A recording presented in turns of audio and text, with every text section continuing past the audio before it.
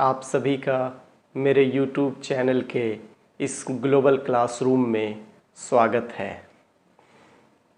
आज हमारा चर्चा का विषय है भारतीय संविधान। भारत का संविधान एक ऐसा विषय है जो हर प्रतियोगिता परीक्षा में उससे प्रश्न आवश्यक रूप से पूछा जाता है। आज मैं आप सभी दर्शक को बताऊंगा कि इसकी जो शुरुआत हुई थी वो किस तरह हुई और उसकी मुख्य बिंदुओं की तरफ हम चर्चा करेंगे। कैबिनेट मिशन की संस्तुतियों के आधार पर भारतीय संविधान की निर्माण करने वाली संविधान सभा का गठन जुलाई 1946 ईस्वी में किया गया था। मिशन योजना के अनुसार जुलाई 1946 ईस्वी में संविधान सभा का चुनाव हुआ था। कुल 389 सदस्यों में से प्रांतों के लिए निर्धारित 296 सदस्यों के लिए चुनाव हुए। इसमें कांग्रेस के 208, मुस्लिम लीग के 73 स्थान एवं 15 अन्य दलों के तथा स्वतंत्र उम्मीदवार निर्वाचित हुए थे। 9 दिसंबर 1946 ईस्वी को संविधान सभा की प्रथम बैठक नई दिल्ली स्थित काउंसिल चैम्बर के पुस्तकालय भवन में हुई थी। सभा के सबसे बुजुर्ग सदस्य बिहार निवासी डॉक्टर सच्चिदानंद सिन्हा को सभा का अस्थायी अध्यक्ष चुना गया था। संविधान सभा में ब्रिटिश प्रांतों के 296 प्रतिनिधियों का विभाजन सांप्रदायिक आधार पर किया गया, जिसमें 213 सामान्य, 79 मुसलमान तथा 4 सिख थे। संविधान सभा के सदस्यों में अनुसूचित जनजाति के सदस्यों की संख्या 33 थी, जबकि महिला सदस्यों की संख्या 12 थी। 11 दिसंबर 1946 ईस्वी को डॉक्टर राजेंद्र प्रसाद संविधान सभा के अस्थायी अध्यक्ष निर्वाचित हुए। संविधान सभा की कार्यवाही 13 दिसंबर 1946 ईस्वी को जवाहरलाल नेहरू द्वारा पेश किए गए उद्देश्य प्रस्ताव के साथ प्रारंभ हुई। 22 जनवरी 1947 ईस्वी को उद्देश्य प्रस्ताव की स्वीकृति के बाद संविधान सभा ने संविधान निर्माण हेतु अनेक समितियां नियुक्त की। BN राव द्वारा तैयार किए गए संविधान के प्रारूप पर विचार विमर्श करने के लिए संविधान सभा द्वारा 29 अगस्त 1947 ईस्वी को एक संकल्प पारित करके प्रारूप समिति का गठन किया गया तथा इसके अध्यक्ष के रूप में डॉक्टर भीमराव अंबेडकर को चुना गया। प्रारूप समिति के सदस्यों की संख्या कुल 7 थी, जिसमें डॉक्टर भीमराव अंबेडकर अध्यक्ष थे, N गोपाल स्वामी आयंगर सदस्य थे, अल्लादी कृष्णा स्वामी अय्यर सदस्य थे, कन्हैया लाल मनिकलाल मुंशी सदस्य थे, सैयद मोहम्मद सादुल्लाह सदस्य थे, N माधव राव सदस्य थे और DP खेतान भी सदस्य थे। संविधान सभा में अंबेडकर का निर्वाचन पश्चिम बंगाल से हुआ था। अंबेडकर की अध्यक्षता में प्रारूप समिति ने संविधान के प्रारूप पर विचार विमर्श करने के बाद 21 फरवरी 1948 ईस्वी को संविधान सभा को अपनी रिपोर्ट पेश की।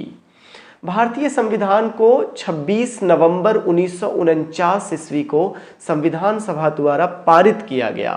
तब इसमें कुल 22 भाग, 395 अनुच्छेद और 8 अनुसूचियां थीं।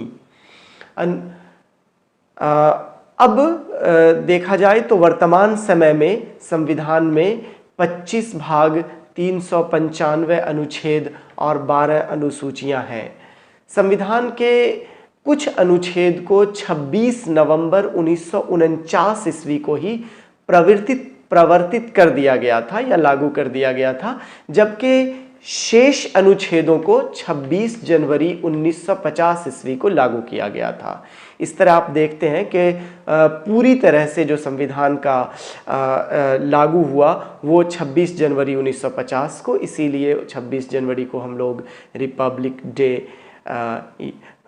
के तौर पे मनाते हैं।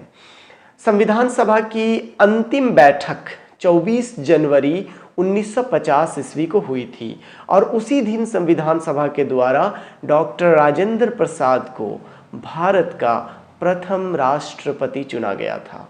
संविधान के अनुच्छेद 32 में संवैधानिक उपचारों के अधिकार को डॉक्टर भीमराव अंबेडकर ने संविधान की आत्मा कहा है।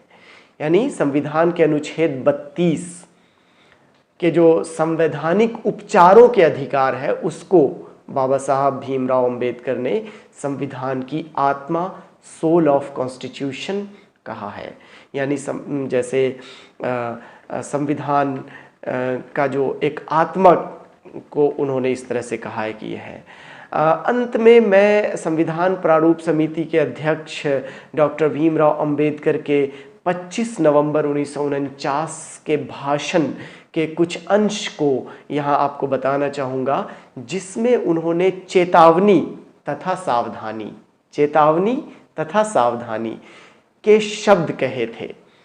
डॉक्टर भीमराव अंबेडकर ने कहा था, मैं महसूस करता हूँ कि संविधान चाहे कितना भी अच्छा क्यों न हो, यदि वे लोग जिन्हें संविधान को अमल में लाने का काम सौंपा जाए खराब निकले तो निश्चित रूप से संविधान भी खराब सिद्ध होगा।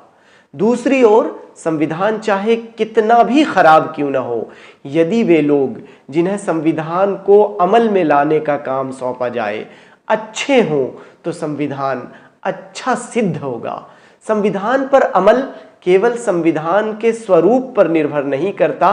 संविधान केवल विधायिका, कार्यपालिका और न्यायपालिका जैसे राज्य के अंगों का प्रावधान तो कर सकता है, राज्य के उन अंगों का संचालन लोगों पर तथा उनके द्वारा अपनी आकांक्षाओं तथा अपनी राजनीति की पूर्ति के लिए बनाए जाने वाले राजनीतिक दलों पर निर्भर करता है। कौन कह सकता है कि भारत के लोगों तथा उनके राजनीतिक लोगों का व्यवहार कैसा होगा? जातियों तथा संप्रदायों के रूप में हमारे पुराने शत्रुओं के अलावा विभिन्न तथा परस्पर विरोधी विचारधारा रखने वाले राजनीतिक दल बन जाएंगे। क्या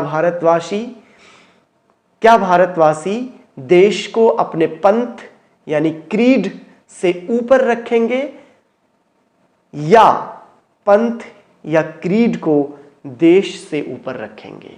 मैं नहीं जानता, लेकिन यह बात निश्चित है कि यदि राजनीतिक दल अपने पंथ को देश से ऊपर रखेंगे तो हमारी स्वतंत्रता एक बार फिर खतरे में पड़ जाएगी और संभवतया हमेशा के लिए खत्म हो जाएगी। हम सभी को इस संभाव्य घटना का दृढ़ निश्चय के साथ प्रतिकार करना चाहिए। हमें अपनी आज़ादी की खून के आखिरी कतरे के साथ रक्षा करने का संकल्प करना चाहिए। ये शब्द अक्षरशः थे डॉक्टर भीमराव अंबेडकर के। आज हम सबको विचार करना चाहिए, अपने अंदर देखना चाहिए, देश की स्थिति पर नज़र डालनी चाहिए कि क्या हम संविधान के इन मूल्यों की रक्षा करने की तरफ चल रहे हैं या नहीं। ये गहन विचारणीय प्रश्न है। आप सभी को हमारे YouTube चैनल के वीडियोस को देखने के लिए धन्यवाद भी देता हूँ और आप सबका मैं थैंक्स भी कहता हूँ, क्योंकि मेरे चैनल के वीडियो को आप सब लोग बहुत पसंद कर रहे हैं। आप सब से मेरी गुजारिश है कि मेरे YouTube चैनल के वीडियोस को लाइक कीजिए, शेयर कीजिए और सब्सक्राइब भी कीजिए। आप सभी का इस YouTube चैनल पे हमारे वीडियो को देखने के लिए बहुत बहुत धन्यवाद।